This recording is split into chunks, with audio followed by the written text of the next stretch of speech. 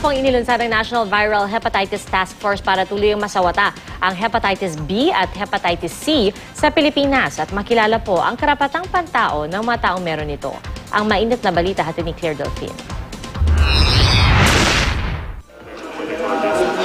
12 taong gulang pa lang si Chris Munoz nang ma-diagnose na positibo sa Hepatitis B.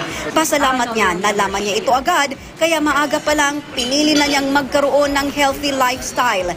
Dahilan kung bakit hanggang ngayon sa edad na 4 na po ay hindi siya nangangailangan ng gamot para dito.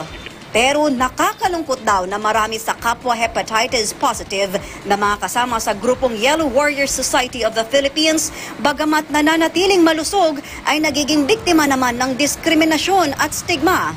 Before you get a job, if you're applying in a company, they usually require to get tested if you're positive or not for Hep B.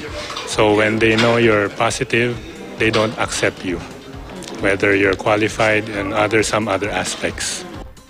16.7% o 7.3 million adult Filipinos o 1 of 7 Filipinos ay Hepatitis B positive. Doble raw ito sa average prevalence rate sa Western Pacific region. 1% naman ng mga Pilipino ang tinatayang may Hepatitis C virus.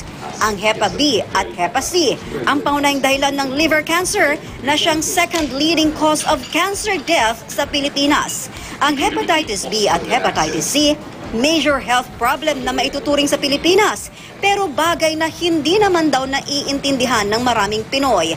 Wala raw kasing masyadong sintomas na mararamdaman sa hepatitis, kaya kadalasan nasa advanced stage na kung ito'y ma-diagnose. You should never be ashamed that you have hepatitis B or even hepatitis C, and that hepatitis B and C can be treated. Nilinaw din ni Dr. Ong na hindi totoo ang paniniwalang nahahawa ang Hepatitis B at C sa pamamagitan ng yakap, halik at maging paggamit ng mga kutsara at tinidor ng hepatitis carrier. Napapasa raw ang virus sa pamamagitan ng sexual contact, blood transfusion at mother-to-child transmission. Bagamat may batas na para sa pamimigay ng libreng bakuna laban sa Hepatitis B sa mga sanggol, hindi pa rin daw ito sapat. Claire Delfin, GMA News.